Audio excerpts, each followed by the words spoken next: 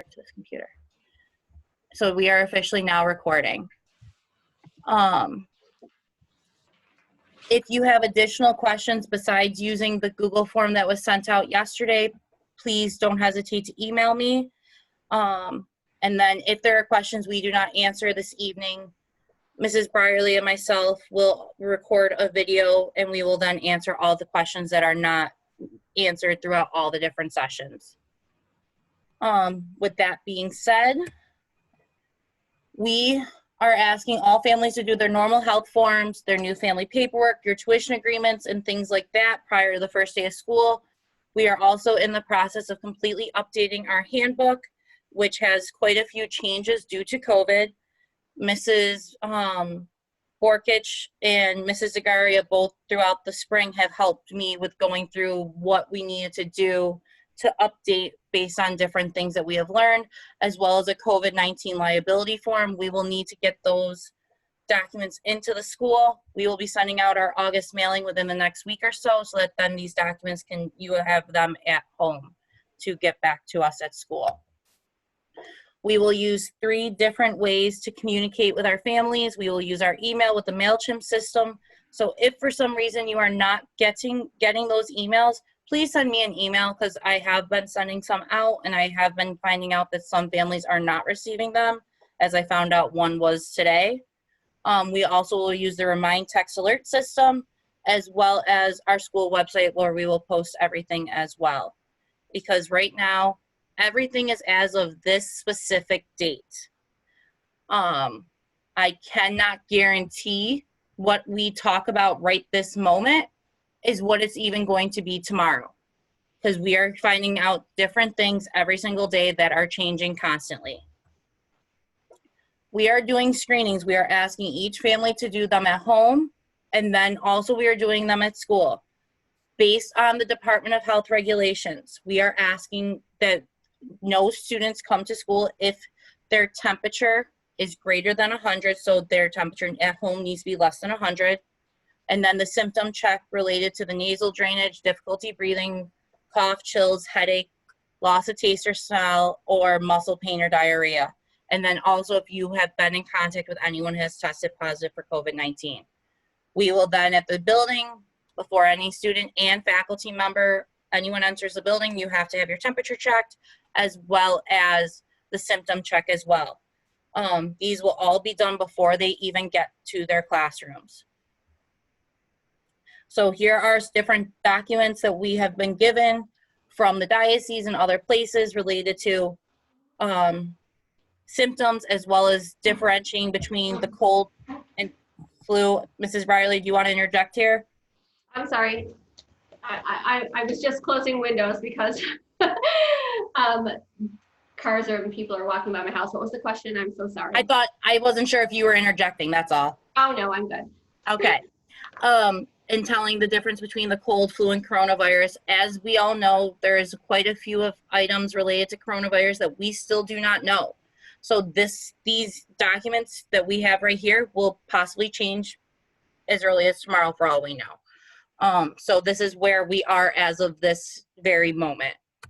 I will be sending this document out to everyone in an email with the best ways to look at the yes or no's related to if your child should come to school on a particular day. And this is guidance we received this from BOCES, as well as we received just today a separate one from Erie County Department of Health. So I will be sending these out to everyone in my next email blast that goes out at the end of this week. So we also know, and this is where things are very difficult related to coronavirus. We know that it is very normal for your children to be sick with things that are not COVID-19. Sick children should be at home and given adequate time to rest and recover. We understand that there are many symptoms of COVID that overlap with other things. But for example, we had a family that was interested in registering their child in our school. They had an ear infection, and their pediatrician told them on Thursday that they should be staying at home because of the fact the child had a fever due to an ear infection. but they needed to stay home till at least today. But that's what even doctors are telling families. So that's part of the reason why we are saying if your child's not feeling well, please keep them home. Children that are out for a prolonged absence, 2 days or more, can have the option to participate in virtual learning to help ensure the continuity of their learning. We don't want a student falling behind by 2 weeks because they've been out sick unless they are not able and strong enough to do it. We want our students healthy. That's our bottom line.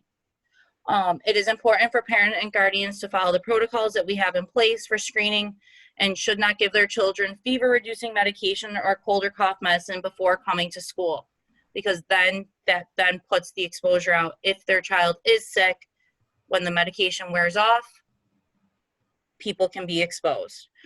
We will not tolerate violation of these policies. So, this is also where things are constantly changing when it comes to the screenings and then with the status of how to handle confirmed cases. When it comes to the suspected case or symptom, we will automatically notify the parent. The child we brought to the isolation area, which we have a specific room, is not the nurse's office. We did not want our nurse's office to be our COVID room due to the fact of we have students with medications that are stored under lock and key in the nurse's office. We do not want to, we want to avoid any child that is healthy coming into contact with someone that could be possible COVID. So we have a room that is room 101A, which is right in the first floor hallway. And that room also has its own bathroom on site in that room. So the child will be taken to that isolation area, and the staff member will be in full PPE gear.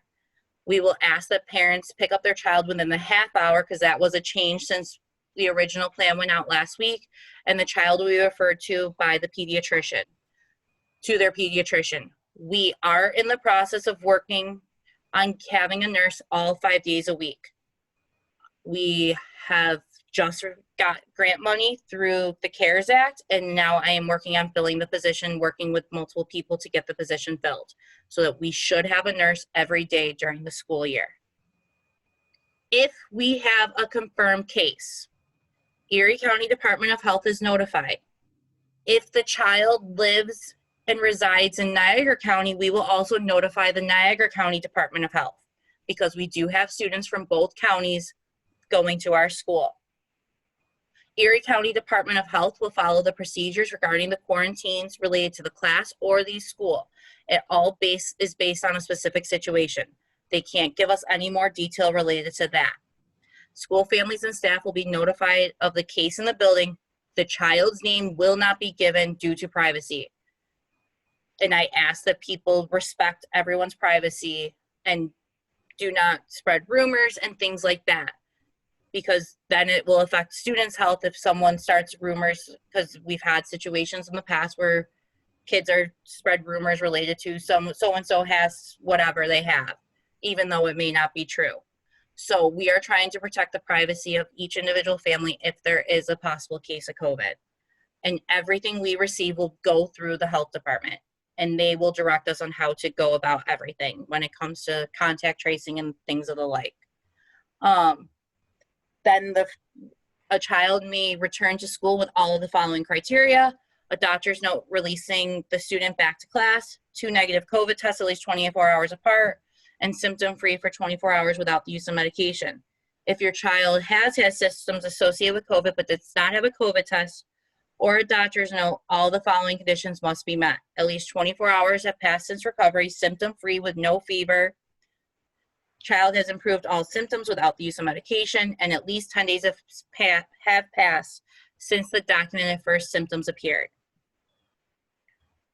When it comes to contact tracing, we go everything through Erie County Department of Health, because that's where our school is located, so that's who we will work with. We received notification this week that we do not have to do in-house contact tracing. It all goes through the county, because the county also then has the contact tracing set up with cell phones so that people know to automatically answer. If we were to do it, we would not most likely have people answer because they may not know our school number. St. Peter and Paul will maintain the records that accurately reflect who is present in the building and who is present in classrooms.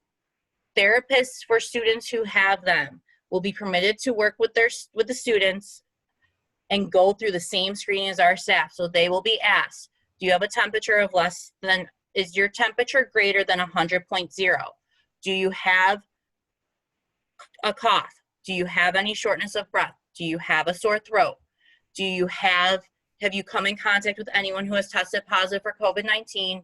Or have you left the area and traveled within the last 14 days?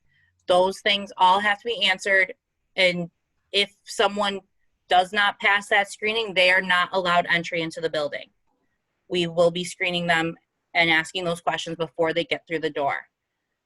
We are not allowing visitors into the building or the classrooms due to the fact it adds additional possibilities for children to get sick. And we are placing the students in cohorts to minimize the contact with students, with each other, and staff members. For our middle school, we are utilizing block scheduling to minimize transition times. Additionally, we are also adjusting how long our transitions are to accommodate disinfecting in each of the classrooms between classes, as well as doing it where we'll have, for example, 5th grade move in the first 2.5 minutes for the transition time, then 6th grade the next 2 minutes, 7th grade the following 2.5 minutes, then 8th grade the following 2.5 minutes. We are really trying to minimize the number of students in the halls. We're minimizing their backpack. We will be having the middle schoolers use their backpacks so that it minimizes the time going to their lockers. We are really trying to take all that into account with everything. Masks. As of this very moment, because there is rumblings that this is going to change, masks must be worn when they're entering and exiting the building, any time of transition where social distancing can't be met, as well as just walking through the halls, using the restrooms, and then that 6 feet of social distancing cannot be ensured. Your mask needs to, there's no ifs, ands, or buts about this. It has to cover your nose, your mouth, and your chin. There should not be any gaps, but it should allow for easy breaths in and out. Connect to either the ears or the back of the head, and be worn even if a child were to be in a face shield or a staff member is in a face shield. Face shields are not proven to be able to completely combat against COVID-19 by themselves. That's why you need to, if someone wants to wear a face shield, that means they have to wear a face shield as well as their face mask. We are not allowing gaiters or bandanas because based on most recent research, I believe it came out of Duke University that said that gaiters and bandanas do not effectively combat COVID-19. Therefore, it is said that it's actually more detrimental to be wearing those than supposedly without a mask. Therefore, we are not using gaiters or bandanas. Mrs. Briley, were you interjecting there? Yes, I do not know what a gaiter is. Does everyone know what a gaiter is? A gaiter is the mask that comes up over your nose, but it also covers your neck. The cloth ones that that's are like the around. pull-up. Yes, the pull-up, So we yes. cannot wear them. All right. No. Well, that's new. Thank you. That came out just the other day, within the last 24 hours. Masks come in a variety of shapes, colors, and fit. We are not requiring a specific one for uniforms. Select the one that is most comfortable for your child and their design is appropriate for school. We also are suggesting the use, especially with some of the primary kids, with the use of the lanyard. This will help keep their mask close by and ready for use. We also, when classes go outside, we'll have Ziploc bags labeled for each individual student to put their mask in to keep them clean. We are trying to make sure the mask stays as sanitary as possible at all times. So, some do's and don'ts. I wanted to try to make a little bit of fun with this. These are different ways we really cannot wear our mask. We need to make sure we are completely cut. We want to wash our hands before we touch our mask. We want to make sure there's no holes or tears. The metal on the top side, if you are using a disposable one, needs to go on your nose because then it bends around your nose. the colored side faces outwards. It covers your nose, mouth, and chin. Adjust the mask to your face without leaving gaps on the sides. You don't want to touch the mask. To remove the mask from behind your ears or your head, keep the mask away from you and surfaces while removing it. And then if it's a disposable one, dispose of it immediately. And then if it's a cloth one, please make sure we are washing them consistently, and then wash your hands after their masks. They wear their mask. Arrival. As of right now, based on the guidelines from the Department of Health, they have advised us to do everything in our power to prevent students that are coming in by bus and students that are coming in by pickup be through different doors. Since we have 2 different doors, that's the way we are doing this to start. This is also, we have never done this way. This is totally different for all of us. So we may make changes to this plan once we get through the first few days of school and find out it's not working. And we are willing to deal with that. So students that arrive by bus will be dropped off at the side door like they traditionally have and be screened as they come off the bus, because the public school districts are not screening the children before they get on the bus. So we have to do it once they arrive at school.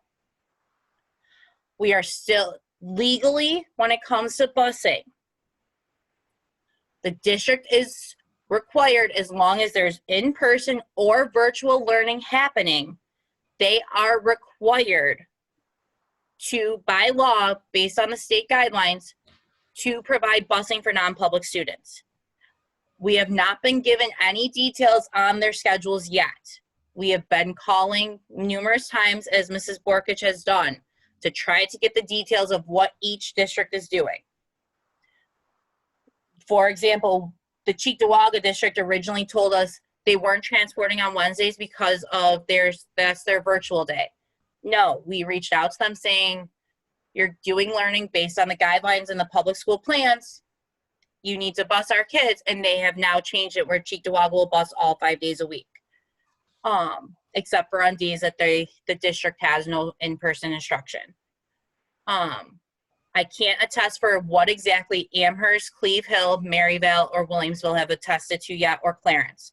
Those are our biggie districts. I do not know where they stand at this point. We are still waiting on the guidance from each individual public school district. Students who are being dropped off will go through the front glass doors. We will have staff members at both doors doing the screenings. We took the survey that went out.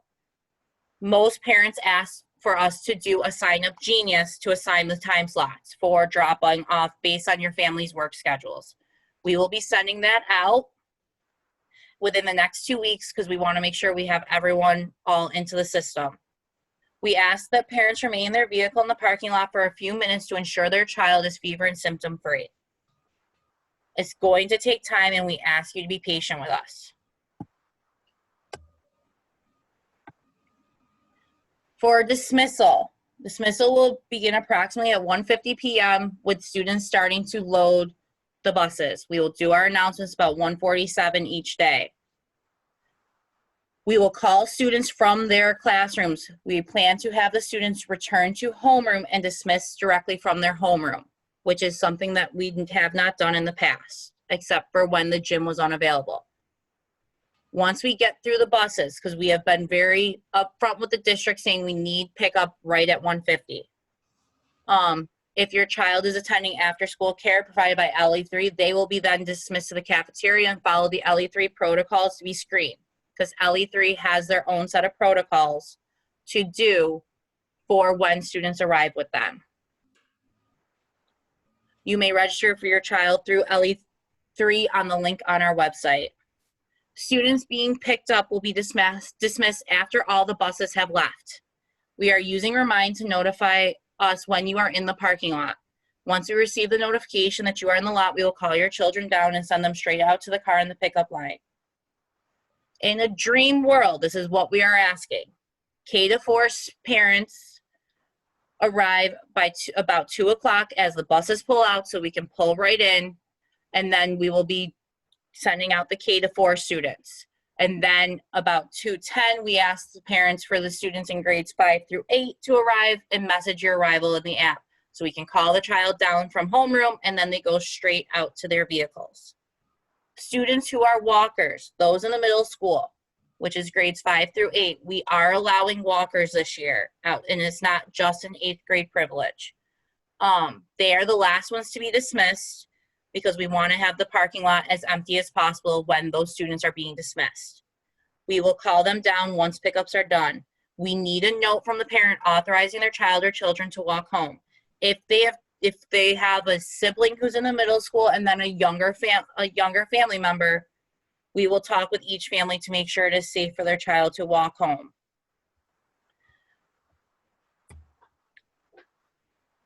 When it comes to different reminders for arrival and dismissal, at no time during arrival or dismissal are parents allowed to park on the side of the school building, which is something that we've always had. We plan to block off part of the front parking lot in front of the school to give multiple options for outdoor classes between gym and other reading classes and things like that. If there is a change to the way your child is normally dismissed, you need to either send a written note to your child's teacher so that we have it on file, or an email to the office staff is acceptable. We need to have written notice of where your child's going to make sure dismissal goes smoothly. We are not having parents, guardians, visitors into the building during arrival or dismissal. We need to make sure our buses get through before parents start pulling in. The districts do realize, though, we are doing this process with our dismissal. We have notified them. That's why we stressed about the fact that they need to be here at 1:50 to be picking up our students. Any student that arrives after 7:45 a.m. is considered tardy. Parents and guardians will walk in the side parking lot and escort their child to the main office. You and your child will wear a mask when entering the building and go through the screening process. We will have markers. I put the wrong phone number in here, and then we will not dismiss a staff member in terms for, we need the written note at the time they are leaving, and we need to make sure early dismissals are before 1:30 p.m. We are using LE3 for after school this year, as they have been running their summer camps without a problem this summer. Classrooms. We have limited our classrooms to a specific amount of students. Multiple classes have wait lists already. We have spaced our desks to be 6 feet apart in most classrooms. We are still in the process of finishing setting up other rooms. Desks, tables, chairs, and frequently used surfaces will be cleaned and sanitized throughout the day and when different cohorts of students are using a common room. We actually had our electromagnetic sprayer delivered to the school today. So we are doing multiple dry runs and trial runs during the school building next week related to the cafeteria as well as individual classrooms. But we do have one that has arrived, and we still have another one that we are waiting on. We will have 2 electromagnetic sprayers for our school to keep things sanitized. For our specials, students will participate in PE. We will be using the guidelines from the Department of Health related to social distancing during gym classes.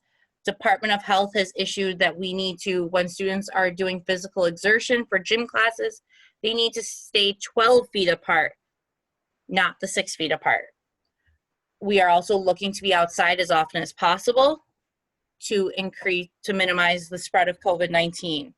Students will go to the art room in grades K through 8, and we are using that block scheduling as often as possible so that this way then the students are still getting their art class and we don't have to give up everything that Mrs. McIntyre does in our art program. She already has started portioning out all of the different supplies to then make sure they are disinfected prior to any other student using them, and is doing many different things to keep that room safe.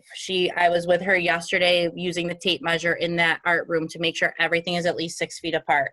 If there is not the ability to be 6 feet apart, the students will be required to wear their mask if we cannot maintain that 6 feet apart, even if it is in a classroom.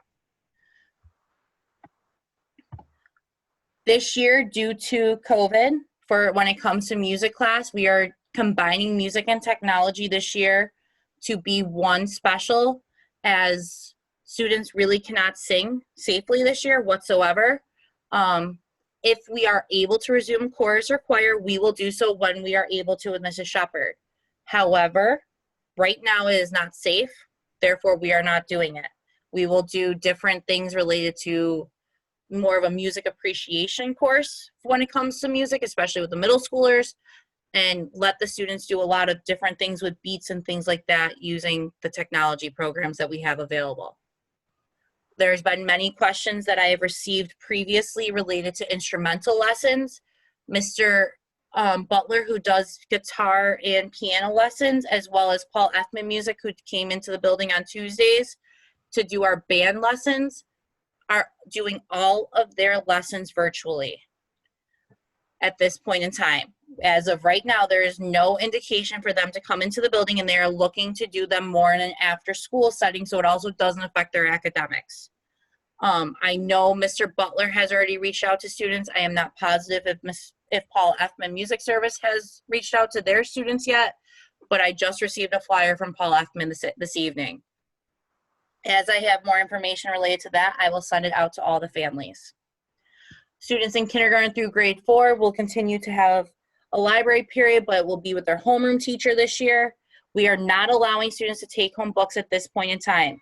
We will notify families if and when if we are able to change this. Students will wash their hands before and after eating. If the sink is unavailable, hand sanitizer will be there. There are 3 classes eating in the cafeteria, only 1 class at a time. And those are the classes that have 2 different groups. One cohort will be on the one side of the cafeteria, the other cohort will be on the other side of the cafeteria. They will wear their masks when they go into the cafeteria as well as when they exit. We have capped the capacity in the cafeteria to only 25 students to ensure that they are beyond 6 feet with social distancing while they are eating. Remote learning. We are giving the option for families to choose to do 5 days a week remote learning if they would like to. There will be an email coming out tomorrow related to giving you the whole process of signing up, and also if you need a device and different things like that. We only plan to go to full remote learning as if we are required to do so by either Erie County due to a regional shutdown or New York State shutdown by the governor. K-2 will utilize either the Seesaw app or email home to parents daily. Grades 3 through 8 will use Google Classroom as their learning platform in addition to live instruction periods and small group meetings via Zoom and other online resources. We have learned quite a bit from this past spring, and we are confident in our ability to provide outstanding remote instruction. We will be having the live streams go in the classroom. We just ordered a bunch of noise canceling headsets for our teachers so that then the students are hearing the teachers and not necessarily the background noise in the classrooms for those students who are doing remote instruction while we are still in-person learning. We are not doing a hybrid option at this point in time. We did submit a plan to the state, but after we have decided that we are only doing the hybrid if we are required to by the state because of contact tracing and different things of the like with having people coming in and out. If you are choosing to do the remote learning while we are still in-person instruction, you are required to do so for the entire first trimester, which will end on December 4th. We will reevaluate the trimester for trimester 2 as of November 6th. We are still working to be able to have an option for daycare on site if a shutdown were to occur. Since we are not currently in shutdown, there is no available guidance at this point in time from the state. And we cannot guarantee this will happen, but we want to let everyone know that we are trying to have it as an option if it is necessary with a shutdown. Everything is completely up to social distancing and things like that. Related to 8th graders, I We have been in contact with some of the schools. We are hoping that it will probably be virtual is my guess, but we are not positive in relation to if they are going to be able to shadow at different high schools. We are having our teachers are planning to do the disinfecting, as Department of Health has said that we are not allowed to have students clean their desks. The students are not allowed to do any form of cleaning. Therefore, we have to have our teachers do it. Missy, do you want me to field a couple of these so I can take a break? I feel like you might want to take a breather. I think we're on the I've skipped some of them because some of them I need to make sure I get more guidance from. I have a meeting. I also want to clarify with everyone. I have a meeting with Mrs. Hillebrand, who is our Williamsville provided nurse that we have on Tuesdays in the past. She and I are meeting on Thursday. So I will have more details related to what we are required to do in terms of things with the COVID test with the turnaround. Also on August 26th, I have a virtual meeting with Amherst Police Department to go over how everything will look for lockdown drills as well as fire drills, because we still are required to do them because of fire codes. But the problem is that they also want us to still do them with social distancing, which, as any of you have, if you have witnessed our fire drills, social distancing usually is not remotely in the category of also getting the kids out as safely as possible and as quickly as possible. But they did reach out to us, so I think it's going to be okay. Yes. Children are more than welcome to wear their masks at all times. No question. We recommend it, but based on the current guidelines, if the students are 6 feet apart, all facing the same direction, they are not required to. But if your child wants to wear them, we are thrilled to have them wear their masks at all times. Absolutely thrilled. Because all of our staff will be in their masks at all times. I cannot say that.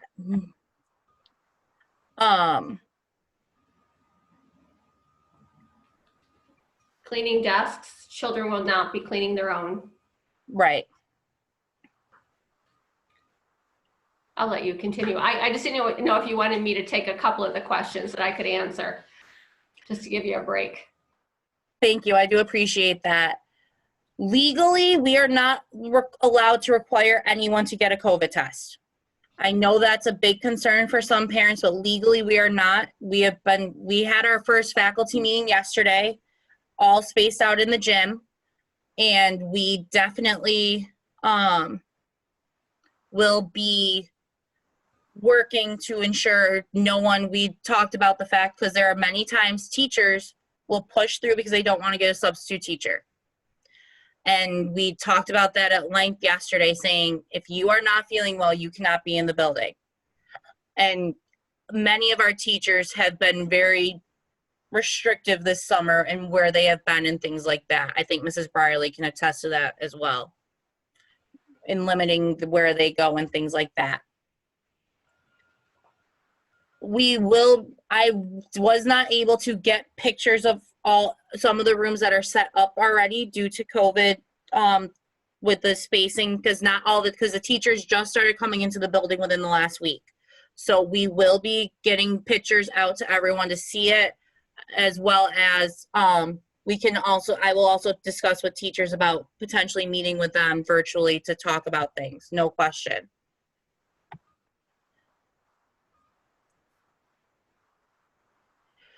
We will that's a great idea from a parent saying about trying to make sure the drop off is smooth with suspending tardy for the first few weeks. We typically do that to start the year. We typically do that. You can definitely, well, I don't want to misspeak myself. At the pre-K level, we definitely are allowing parents to walk their children to the door. Yes, but we're trying to minimize the number of people. We don't want any extra people coming into the building to keep it as safe as possible. if you are not comfortable, if you start in person and switch to full remote for the remainder of the trimester, yes, we will allow that. Yes, we will. This is all being recorded. And things like that. So we will be posting this all on the website as well. I see that question. I spoke with 5 other principals today regarding the hybrid model. Not one of them is offering it. And 2 of which are 2 of our neighboring schools.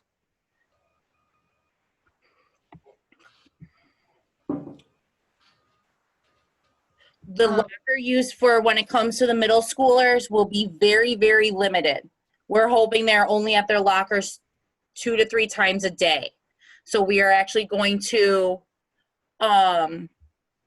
advise students not to bring things related to decorating their lockers, as they won't be socializing around them or anything of the like. I know that's a big part of a big excitement related to middle school, but right now, since we don't want to have them congregating around lockers, we really don't want them necessarily decorating their lockers on the inside, unfortunately.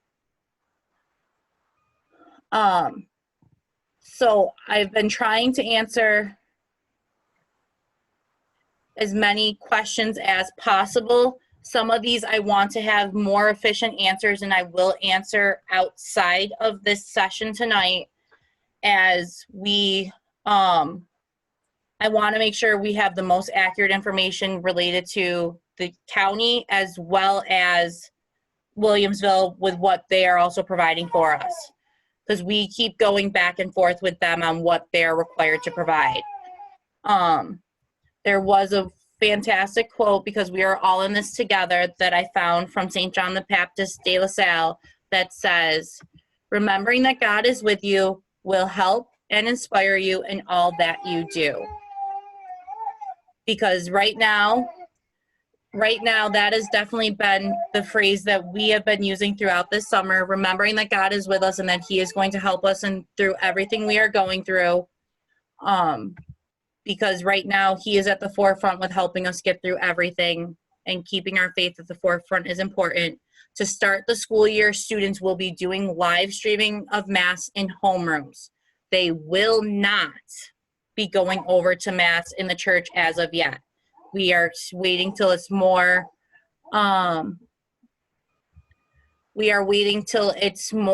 safe for the students to be in the church. And right now, with the current separation and things like that with the pews, it's not the most conducive environment for a school. We plan to have all of the windows open as long as possible, if not even into the winter. It's already being discussed, as we do not have a cooling system in our school. And the schools are not required to use that system based on the New York State guidelines, because most schools do not have those systems installed. But I hope this was very informational for many of you. Mrs. Brierly and I will then be going through, after all the sessions we have. Today was the first of a total of 4, because we have a pre-K only session tomorrow evening. Because some of the pre-K things are completely different than the K-8 items. That's part of the reason why we did a separate pre-K session. We will then go through all the different questions and make sure we have addressed everything, and hopefully get that video out to the families early next week, so that then we have addressed everything. And please remember, a lot of these things will potentially change. And that's part of the reason why we are planning not to do a typical middle school orientation the way it's been done in the past, as we are planning to use the first block of the first day of school, which is 80 minutes long, for the students to be working with their homeroom teachers on things related to getting them set up for the start of the school year. We may add more days related to that to help them with this transition, because there is changes, and we are working to make sure all of these changes are as easy of a transition as they are for the kids, but also keeping our faculty and everyone safe in our school community. That's our bottom line. That's all we want. Everyone is almost Every classroom in our school building is in desks now. We have transitioned the entire building pretty much to desks. There are pretty much no tables in the building, and we are packed at the gills for storage with all the tables that we have taken apart. Everyone is in desks pretty much in almost the entire building. So, and that They're all 6 feet apart. we have a nice long rope that Mrs. Brierly measured out, that that is 6 feet apart, that we are using in between each middle of each desk.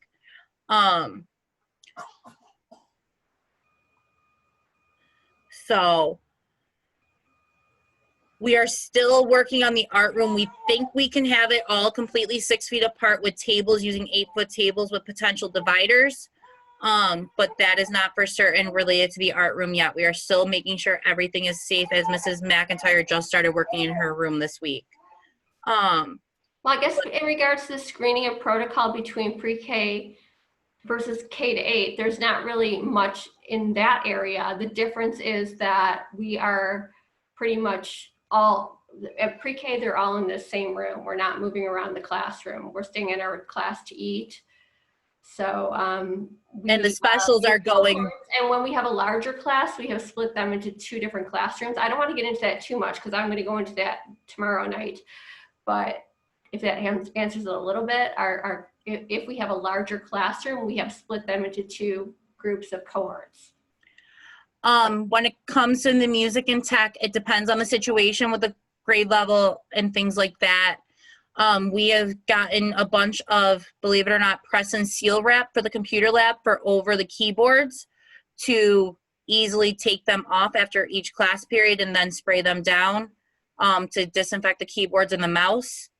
And then, because K through 4 will definitely be probably in the computer lab for tech, socially distanced and things like that, because the tech room is completely changing with the way it's set up. And then the middle schoolers will probably be in a specific classroom with their Chromebooks, since they will pick up their Chromebooks in the morning, and then we will disinfect them, and then they will get charged every evening. So these middle schoolers will be on their Chromebooks for technology instead of being in the computer lab. So we are still working, because I want to make sure I word this correctly. Because we don't have enough devices for the entire building to be 1-to-1. That's why we are using the press and seal wrap to get a bunch of things, so that then we're minimizing the amount of germs that are going underneath the keys when it comes to disinfecting. So, but we truly thank each and every one of you for your questions. We are super grateful to have the opportunity to educate your children. The students, the middle schoolers, are changing classes, but they're only changing about 4 times a day total instead of the 10 or 11 times that they did previously as we switched to the block schedule. But I will address any other questions we did not get to in this session. I want to thank each and every one of you for everything you do for your children, and we are so thrilled to be able to educate your children. We are excited to be back in the building, but also excited to work distance with those families that are not comfortable being in person for learning. If you have any other questions, please don't hesitate to reach out to myself and Mrs. Brierly if you have questions for either one of us. And we hope each of you have a wonderful night, and we will definitely post this video after all of these sessions are done. Thank you, everyone. Have a wonderful evening. We miss you all and cannot wait to see you.